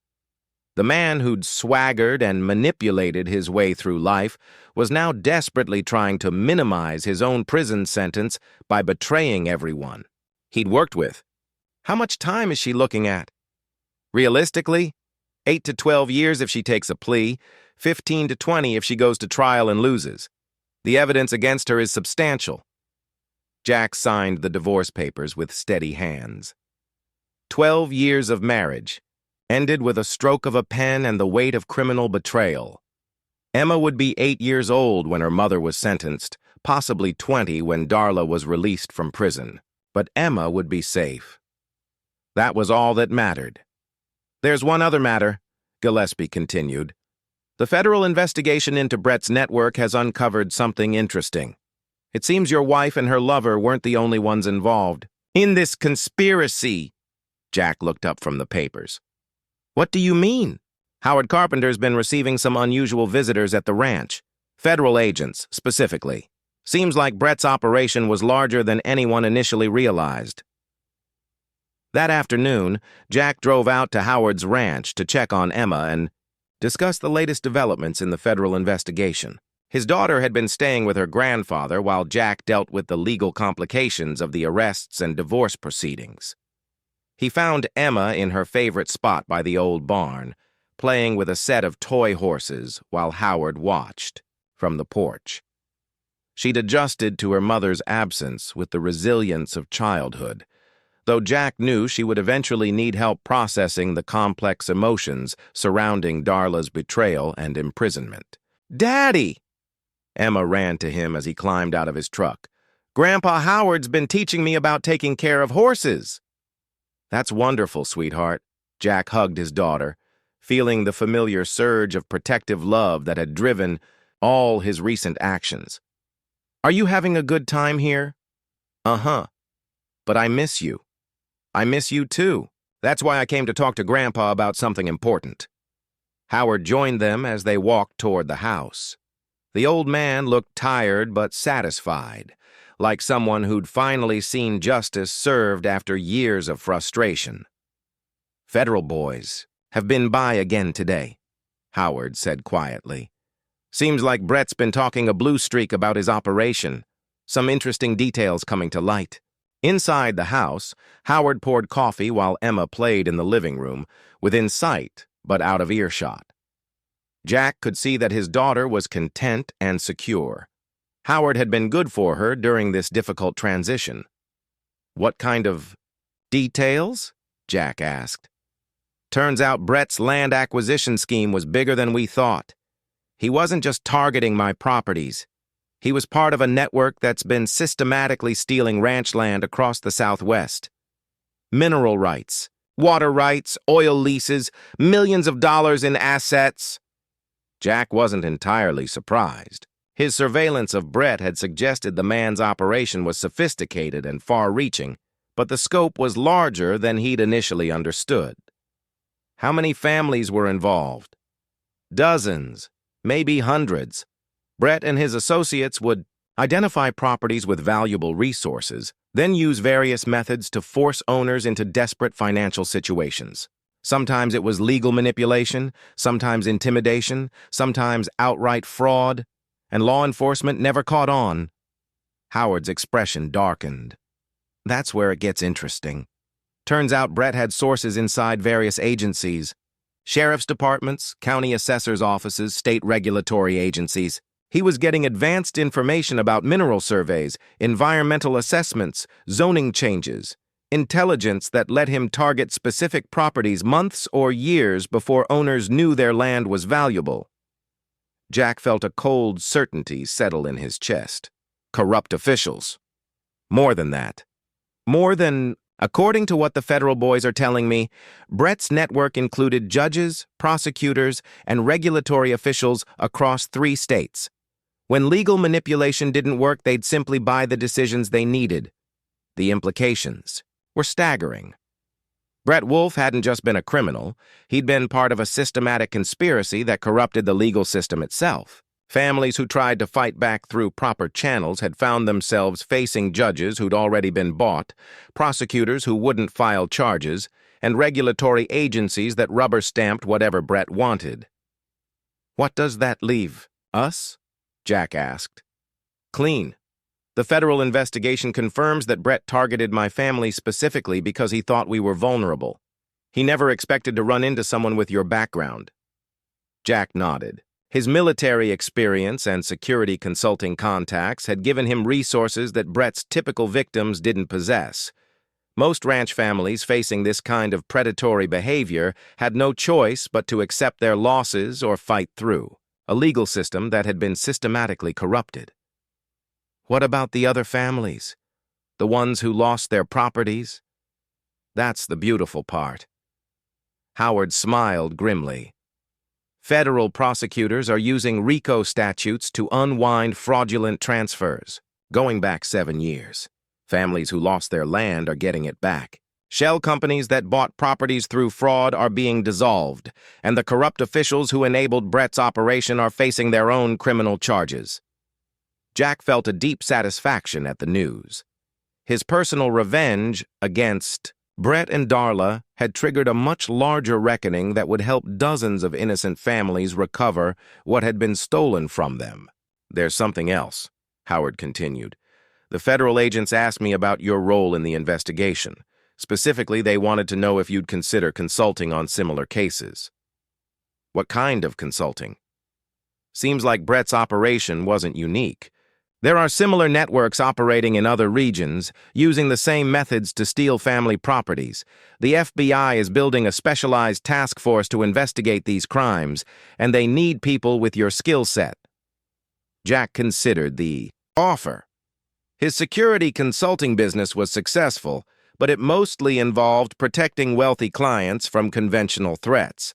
The opportunity to use his abilities to help families fight back against sophisticated predators had a different kind of appeal. What would that involve? Undercover operations, surveillance, financial investigation. Essentially what you did to Brett, but with official sanction and federal resources. You'd be helping families who can't protect themselves against organized criminal networks. It was tempting. Jack had discovered that he was exceptionally good at dismantling complex criminal operations, and the work would provide meaning beyond simple profit. But he also had to consider Emma's needs. "I need to be careful about travel and time commitments," Jack said. "Emma is my priority." "Understood. But Jack, think about what you accomplished here. You saved not just your own family, but dozens of others. That's rare in this world." That evening, as Jack tucked Emma into her temporary bed at Howard's ranch house, his daughter asked the question he'd been dreading. "Daddy, is Mommy ever coming home?" Jack sat on the edge of her bed, choosing his words carefully. "No, sweetheart. Mommy made some bad choices, and now she has to face the consequences of those choices." "Did she stop loving us?" "I think your mother forgot what love really means. Real love means protecting the people you care about, even when it's hard. It means telling the truth, even when lies seem easier. Your mother forgot those things." Emma was quiet for a long moment. "Do you still love her?" "I'll always care about her because she's your mother," Jack said carefully. "But I can't trust her anymore. And without trust, love can't survive. Will I see her again? Maybe someday, when you're older. But right now, my job is to keep you safe and help you grow up to be the kind of person who makes good choices." Emma nodded solemnly. "Like you did when you saved me from the well. Like I do every day when I choose to put you first." As Emma drifted off to sleep, Jack reflected on the path that had led them to this point. 6 months ago, he'd been living what most people would consider a normal life. Successful career, suburban home, seemingly stable marriage. The discovery of Darla's betrayal had shattered that illusion, but it had also revealed truths about love, loyalty, and justice that were far more valuable. Brett Wolfe was facing life in prison. Darla would spend the best years of her life paying for her crimes. Dozens of corrupt officials were being prosecuted. Innocent families were recovering stolen property. And Emma was safe. Jack Hudson had learned long ago that some battles could only be won through total victory. When enemies threatened what you valued most, half measures and compromise led to defeat. You had to be willing to destroy them completely, no matter the cost.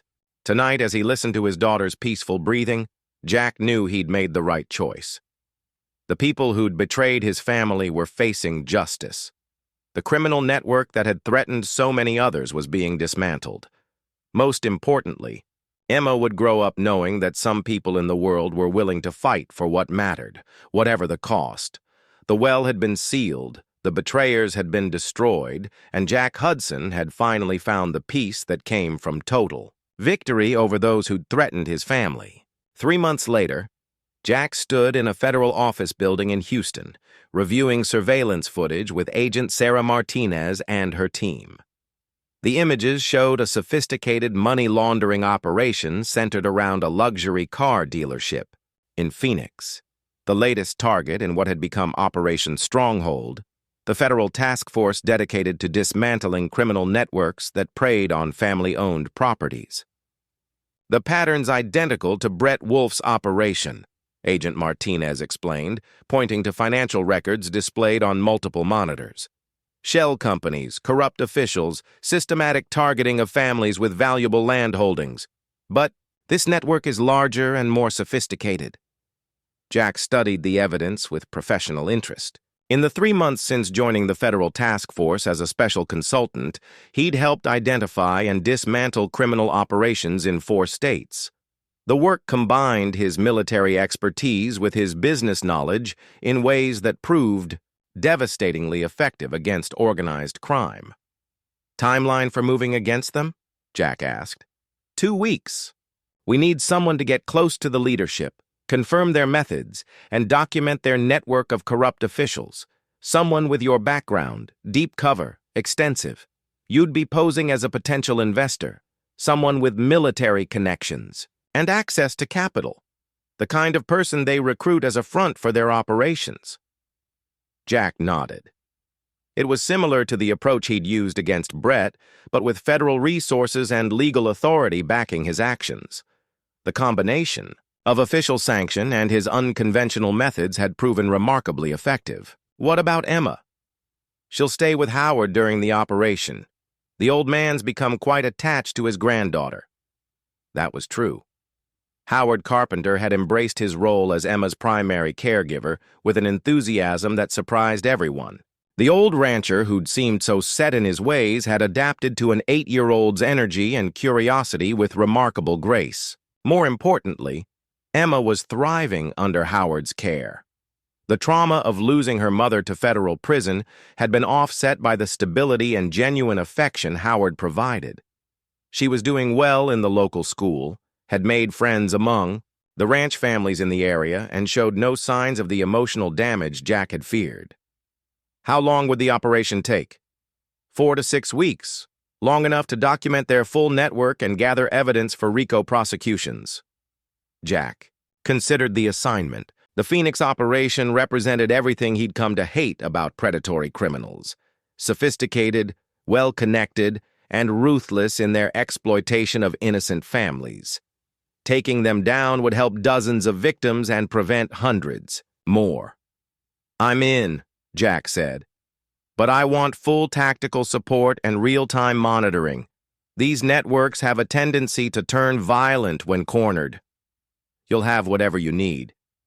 2 weeks later, Jack Hudson became Jake Holloway, a former military contractor with connections to private security firms and access to significant capital from undisclosed clients. His cover identity was meticulously crafted, supported by federal resources, and designed to appeal to exactly the criminal network he was targeting. The Phoenix operation was based around Rodriguez Luxury Motors, a high-end car dealership that served as a front for money laundering and asset transfer schemes. The dealership's owner, Rayon Shelton, was a sophisticated criminal who'd spent years building relationships with corrupt officials and wealthy clients who needed certain financial services. Jack's first meeting with Shelton took place in the dealership's VIP showroom, surrounded by exotic cars worth millions of dollars. Shelton was a charming man in his 50s, with a kind of polished confidence that came from years of successful criminal enterprise. Mr. Holloway, Shelton said, gesturing toward a pristine Ferrari, I understand you're interested in investment opportunities that provide both profit and discretion. I represent clients who value privacy, Jack replied, maintaining the careful balance of interest and caution that characterized his cover identity. Military contractors, security firms, people who operate in gray areas and need financial services that understand their unique requirements. Exactly the kind of clients we serve. Our business model focuses on helping successful people protect and grow their assets without unnecessary government oversight. Over the following weeks, Jack was gradually introduced to the full scope of Shelton's operation. The man's network included corrupt judges, prosecutors, sheriff's deputies, and regulatory officials across Arizona and New Mexico. They had perfected a system of identifying valuable properties, manufacturing legal problems for current owners, and acquiring assets at a fraction of their true worth. But Shelton's operation was more sophisticated than Brett Wolf's had been. Rather than simply stealing properties, they had developed methods for legitimizing their acquisitions through complex legal manipulations that were nearly impossible to challenge through normal channels.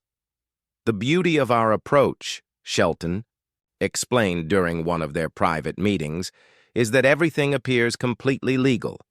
Property owners face legitimate financial pressure, make voluntary decisions to sell, and transfer assets through proper legal channels. By the time they realize they've been manipulated, the transactions are legally unassailable." Jack recorded every conversation, documented every criminal admission, and identified every corrupt official in Shelton's network. The evidence he gathered revealed a conspiracy that extended far beyond simple fraud. This was systematic corruption of the legal system itself.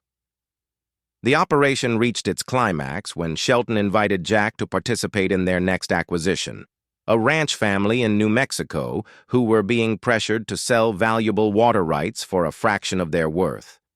Shelton wanted Jack to provide the capital for the purchase, while local officials manufactured legal problems that would force the family into desperation. "This is exactly the kind of opportunity that generates substantial returns," Shelton said, reviewing documents in his private office. "The family thinks they're selling water rights worth maybe $50,000. They have no idea those rights are worth $20 million to the mining companies we represent." "What about the legal challenges?" Jack asked. "Already arranged. The county assessor will discover tax irregularities that require immediate payment. The environmental agency will find violations that require expensive remediation. The bank will call in loans based on fraudulent asset evaluations. Within 60 days, the family will be facing financial ruin and legal prosecution unless they sell." "And if they refuse?" Shelton's expression hardened. "Let's just say that sometimes accidents happen, equipment failures, fires, personal tragedies, that convince people to reconsider their options." It was a direct admission of extortion and implied threats of violence. Jack had everything he needed to bring down Shelton's entire network. The federal operation moved swiftly. At 6 a.m. on a Tuesday morning, teams of FBI, DEA, and IRS agents simultaneously raided locations across Arizona and New Mexico. Shelton was arrested at his dealership, surrounded by the luxury cars that had served as symbols of his criminal success. 18 corrupt officials were arrested, including 2 judges, a prosecutor, 3 sheriff's deputies, and various regulatory officials. The network's financial assets were frozen, and their victims were notified that fraudulent property transfers would be reversed. Jack watched the arrests from the Federal Task Force Command Center, feeling the familiar satisfaction that came from seeing justice served against those who preyed on innocent families. "Hell of a job," Agent Martinez said, reviewing the evidence Jack had gathered. "This investigation will generate prosecutions for years, and the civil asset forfeiture will recover millions of dollars for victims." "What about the New Mexico family?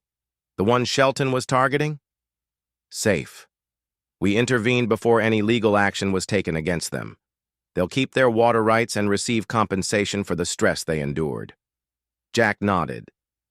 Another family protected. Another criminal network destroyed. It was becoming a pattern he found deeply satisfying. That evening, Jack called Howard's ranch to check on Emma. His daughter's voice was bright and excited as she told him about her day at school, her riding lessons, and a new calf that had been born on the ranch. "When are you coming home, Daddy?" Emma asked. "Soon, sweetheart. Just finishing up some work that helps protect families like ours." "Like what you did to that bad man, Brett?" "Something like that. making sure people who hurt others face consequences for their actions. Good. I love you, Daddy. I love you too, Emma, more than all the stars in the sky. As Jack ended the call, he reflected on how much his life had changed since discovering Darla's betrayal. The personal devastation that had destroyed his marriage had led to a career that provided both purpose and satisfaction. He was using his abilities to protect innocent families from exactly the kind of predators who'd threatened his own. Emma was safe, loved, and growing up with values that would help her make good choices throughout her life. Darla was serving her sentence in federal prison, facing the consequences of her betrayal and criminal conspiracy. Brett Wolfe would likely die in prison, his network of corruption finally exposed and dismantled. And Jack Hudson had found his calling, using the darkest skills from his military past to protect the innocent and destroy those who threatened them. The war against organized crime was far from over. There were other networks, other predators, other families who needed protection. But Jack had learned something important during his personal battle with Brett and Darla. Sometimes the only way to achieve real justice was through total victory.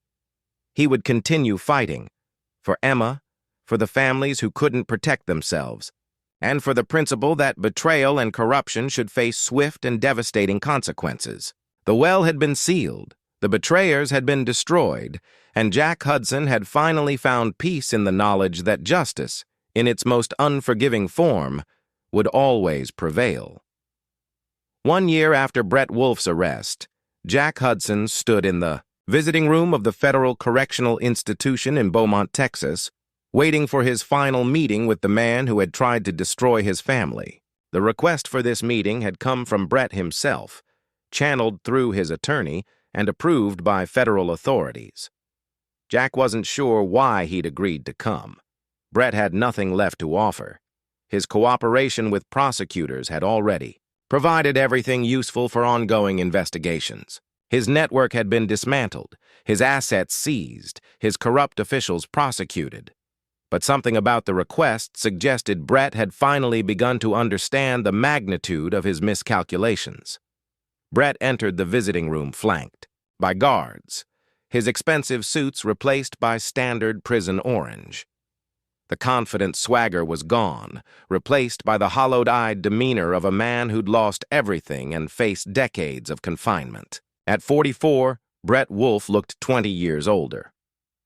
"Jack," Brett said, as he sat across the metal table.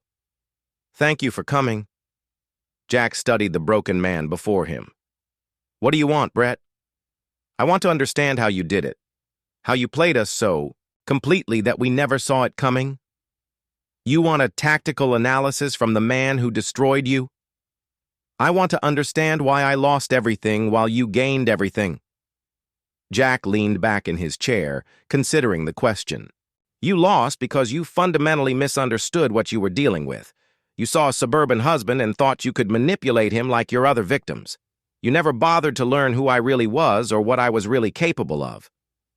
But it was more than that. You didn't just defend yourself. You orchestrated our complete destruction. Darla, me, our entire network." "How?" "Because you threatened my daughter," Jack said quietly. "The moment you started planning to take Emma away from me, you crossed a line that guaranteed your destruction." Brett's expression showed the first spark of understanding. It was never about Darla. It was never about the affair or the business schemes. It was only about Emma. Everything was about Emma. Darla was your accomplice. She deserved to face consequences for her betrayal. But you made the mistake of involving my child in your schemes. That made your destruction inevitable. I never meant to hurt Emma. Yes, you did. Your plan required taking her away from me permanently.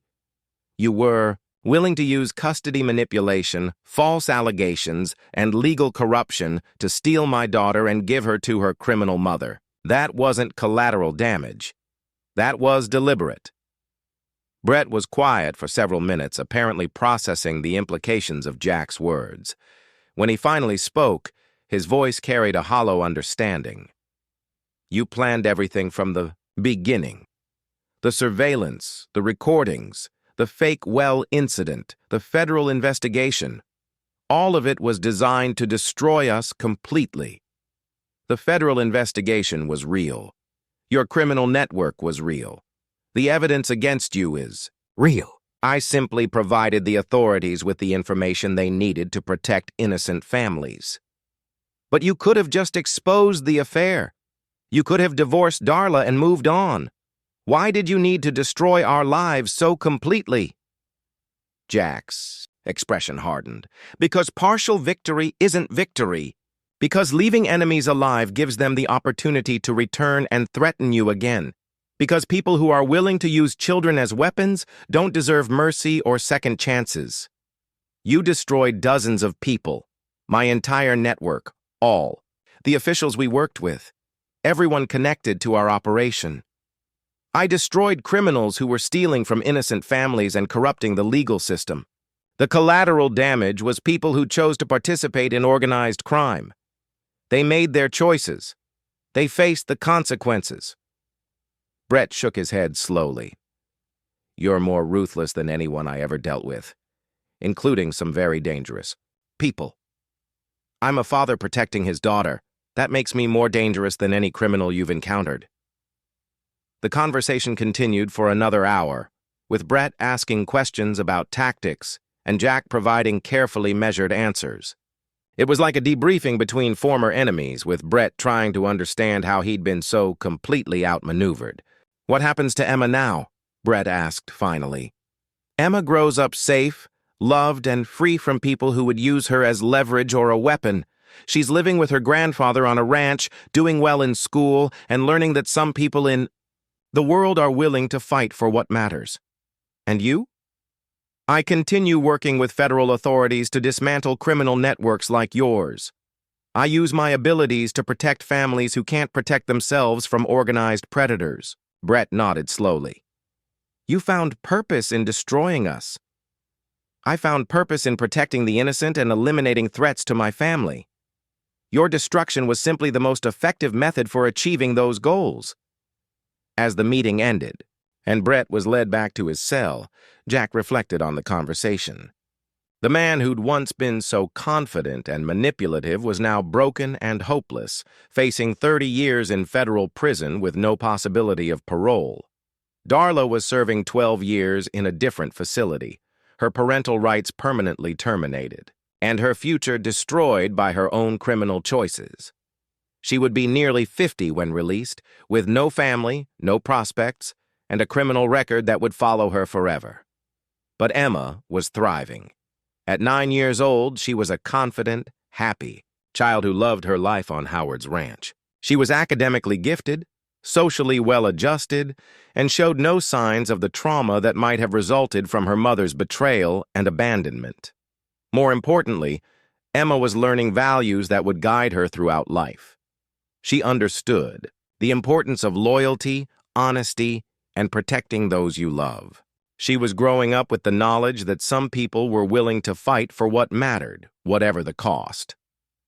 That evening, Jack called Howard's ranch to check on Emma before she went to bed. Daddy, Emma's voice was bright with excitement. Guess what happened today? What, sweetheart? We found baby birds in a barn. Howard says we can watch them grow up and learn to fly. That sounds wonderful. Are you taking good care of them? Uh-huh. Howard says we have to be very gentle and let their mama take care of them, but we can watch from far away. That's exactly right. Sometimes the best way to help someone is to protect them from a distance, like you do with your work. Jack smiled. Something like that? Are you happy, Emma? Very happy. I love living on the ranch. I love Howard, and I love you most of all. I love you too, sweetheart, more than all the stars in the sky. After ending the call, Jack drove to his new home, a secure property outside Houston that served as his base of operations for federal task force work. The house was modest, but well-equipped with security systems and communication equipment that allowed him to work effectively with law enforcement agencies across the region. On his desk were files for 3 new investigations, criminal networks in Oklahoma, Arkansas, and Louisiana that were using methods similar to Brett Wolf's operation. Families were being targeted, properties were being stolen, and corrupt officials were enabling a systematic theft of generational wealth. Jack would dismantle these networks just as he'd destroyed Brett's operation. He would protect the innocent, eliminate the threats, and ensure that criminals who preyed on families faced swift and devastating consequences. The work provided purpose beyond personal satisfaction. Every criminal network destroyed meant dozens of families protected. Every corrupt official prosecuted meant a more honest legal system. Every predator eliminated meant safer communities. But the deepest satisfaction came from knowing that Emma was safe. His daughter would grow up in a world where she was loved, protected, and valued for who she was rather than what she could provide to others. She would never be used as leverage or threatened by people who prioritized their own selfish desires over a child's well-being. Jack Hudson had learned during his military service that some battles could only be won through total victory. When enemies threatened what you valued most, compromise led to defeat. You had to be willing to destroy them completely, whatever the cost. The battle for his family had been won decisively. Brett Wolf was broken and imprisoned. Darla faced years of incarceration for her betrayal. Their criminal network had been dismantled. The corrupt officials who'd enabled their crimes were facing prosecution. Most importantly, Emma was safe, happy, and growing up with people who truly loved her. As Jack reviewed the files for his next operations, he reflected on the journey that had brought him to this point. The discovery of Darla's affair had been devastating, but it had also revealed truths about love, loyalty, and justice that were far more valuable than the illusion of domestic tranquility. Real love meant protecting those you cared about, even when it required difficult choices. Real loyalty meant standing by your principles when others abandoned theirs. Real justice meant ensuring that people who hurt the innocent faced consequences proportional to their crimes. The well had been sealed. The betrayers had been destroyed. The innocent had been protected. And Jack Hudson had finally found the peace that came from knowing he'd fought for what mattered most, and won. Emma was safe. That was all that had ever mattered. That was all that would ever matter. Justice had been served.